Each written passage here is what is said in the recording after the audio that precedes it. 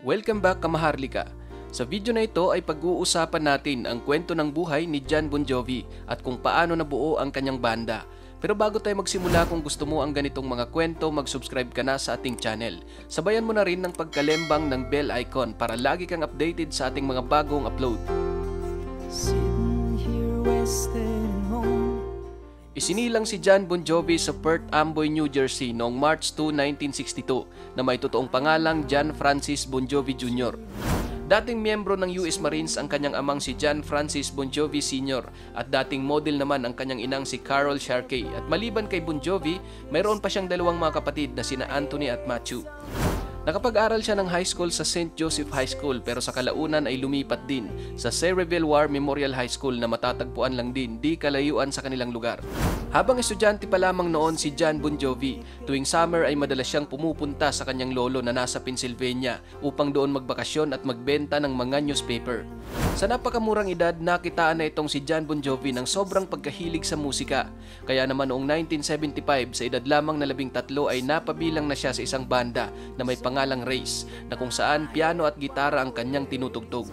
Sa paglipas ng mga taon hanggang sa kanyang pag-edad ng 16, doon niya naman nakilala si David Bryan na naging kasama niya naman sa pagbuo ng banda na tinawag nilang Atlantic City Expressway.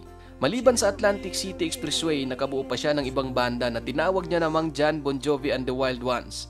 At noong 1980, nag-form ulit siya ng panibagong banda na tinawag niya namang The Rest at sa parehong taon na-record niya ang kanyang kauna-unahang single na Runaway. Sa mga panahon na iyon, hindi na nag-aaral si Jon Bon Jovi at nagtrabaho na lamang siya sa Power Station Studios na dating kilala bilang Avatar Studios na kung saan ang kanyang pinsan na si Tony Bon Jovi ang isa sa mga co-owner. Nakailang beses din siyang nagpadala ng mga kanta sa maraming mga recording company upang i-demo pero wala itong naging impact. Taong 1980 pa rin nang mag-record sa kanyang pinagtrabaho ang studio ang record producer na si Domenico Monardo ng Star Wars Christmas album at siya ang inirekomenda ng kanyang pinsan na si Tony na kumanta ng We Wish You a Merry Christmas na kung saan iyon naman ang kanyang naging kauna-unahang professional recording. Noong March 1983, opisyal na binuo ni Jon Bon Jovi ang bandang Bon Jovi kasama si David Bryan bilang keyboard player na siya namang kumuha kay Alec John Sachs bilang kanilang bassist at Tico Torres bilang drummer. Samantalang sinubukan namang i-recruit ni Jon Bon Jovi bilang gitarista ang kanyang kaibigan at kapitbahay na si Dave Sabu o mas kilala sa pangalang The Snake pero hindi ito napabilang sa banda. Kaya ang kanilang nakuha ay ang inirekomenda ni Alec John at Tico Torres na si Richie Sambura at si Dave Sabu naman ay bumuo ng sariling banda. Ito ay ang Skid Row. Habang tumutugtog ang kanilang banda noon sa mga local talent, nakuha nila ang atensyon ng isang record executive na si Derek Shulman na siya namang naging daan upang makapag-sign sila sa Mercury Records. Sa mga oras na iyon, gusto ni Jon Bon Jovi na pangalanan ang kanilang banda bilang Johnny Electric. Pero mayroong mga nagsuggest na pangalanan na lang nila itong Bon Jovi katulad umano sa sumisikat na banda noong Van Halen na mayroon lamang dalawang word name. Sa tulong ng kanilang bagong manager na si Doc Maggie, nakapag-record sila ng kanilang debut album na may pangalan ding Bon Jovi at na-release noong January 21, 1984 na kung saan kabilang dito ang kanilang unang single na Runaway at ito ay nag-rank naman kaagad bilang top 40 sa Billboard Hot 100 at naging number 43 sa Billboard 200. Taong 1985 na i-release naman nila ang kanilang pangalawang studio album na 7,800 Fahrenheit at nag-number 37 ito sa Billboard 200 at nag-certified gold sa Recording Industry Association of America. Nang may release ang kanilang dalawang album, hindi ito masyadong nagtagumpay kaya naman nagdesisyon ang Bon Jovi na i-hire ang isang professional songwriter na si Desmond Child bilang isang collaborator. Sa mga taong 1986, lumipad ang Bon Jovi papuntang Canada upang doon mag-record sa kanilang pangatlong studio album na tinawag nilang Slippery When Wet at noong August 18 sa parehong taon na i-release nila ito at agad namang nanguna sa loob ng 8 linggo sa Billboard 200. At ang dalawang singles nitong You Give Love a Bad Name at ang Living on a Prayer ay parehong nag-number 1 sa Billboard 100. Naging matagumpay ang pangatlo nilang studio album at umani ito ng iba't ibang mga parangal at doon din pumutok ng husto ang kasikatan ng bandang Bon Jovi. Habang hindi pa humuhupa ang kanilang katanyagan, nag-follow up naman sila ng kanilang pang-apat na studio album na New Jersey at na-release noong September 19, 1988. At muli na naman itong umingay kasabay ng pagiging number 1, partikular na sa US, Canada, UK, Ireland, New Zealand at Australia. At ang mga kanta nitong Bad Medicine at I'll Be There For You ay nag-number 1. Dahil sa muling pagtangkilik ng masa sa pang-apat na album ng Bon Jovi, nagkaroon ulit sila ng worldwide tour na nagresulta sa kanilang pagbisita sa mahigit 22 na mga bansa at nakapag-perform ng 232 na mga show. Ang Bon Jovi lang ang kauna-unahang banda na nagkaroon ng permiso sa Soviet government na makapag-perform sa Soviet Union. At ang kanilang album na New Jersey ang kauna-unahang US album na nai-release ng legal sa USSR. Bagamat tinatamasa ng banda ang labis na tagumpay sa kanilang dalawang album na Slippery When Wet at New Jersey, sobra naman ang kanilang naramdamang pagod sa recording at back-to-back na mga tour. Nagkaroon noon ang Bon Jovi ng 16 na buwang concert na nagresulta sa kanilang sobrang pagod. Kasunod ng kanilang final tour sa Mexico, kanya-kanyang uwi na ang bawat membro ng Bon Jovi na walang malinaw na plano sa kanilang kinabukasan. At simula din noon, inatrasan na nila ang kanilang mga project at wala nang ganang gumawa ng kasunod na album.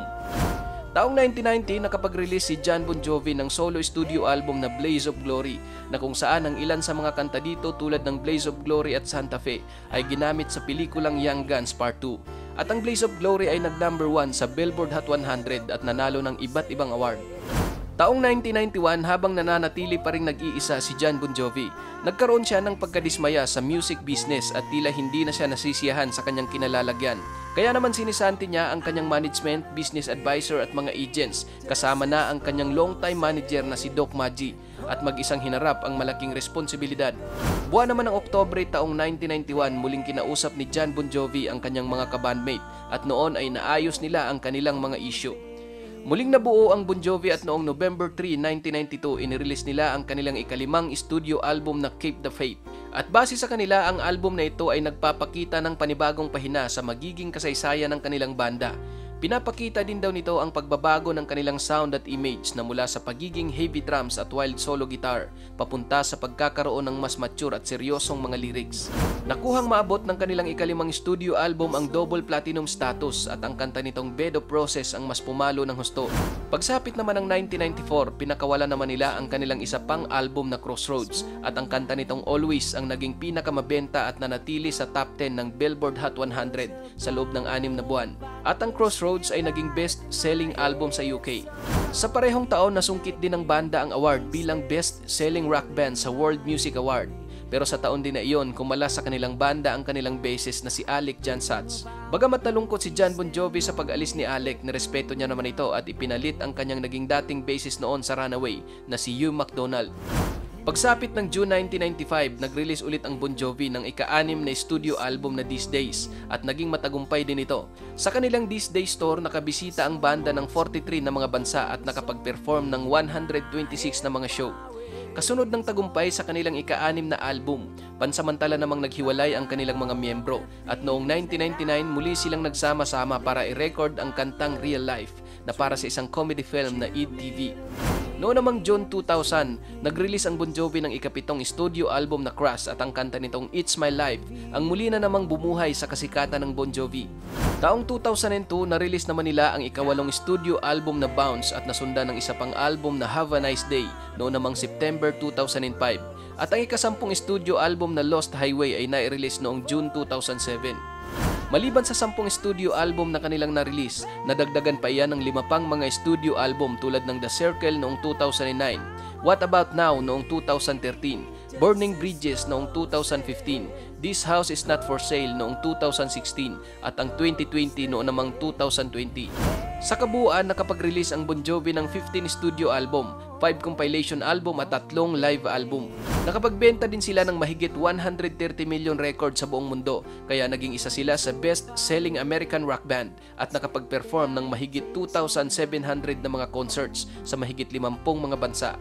Pasok din ang Bon Jovi sa UK Music Hall of Fame noong 2006 at sa US Rock and Roll Hall of Fame noong 2018. Nakatanggap din sila ng Award of Merit sa American Music Awards noong 2004 at si Jon Bon Jovi at si Richie Sambora ay napabilang sa Songwriter Hall of Fame noong 2009. At dito na matatapos ang isa na naman nating kwento sa araw na ito at kung mayroon pa kayong maidadagdag tungkol kay Jon Bon Jovi at sa bandang Bon Jovi, i-comment mo lang yan sa ating comment section sa ibaba.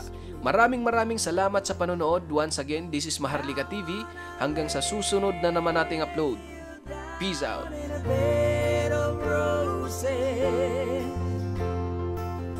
For tonight I sleep on a bed of nails.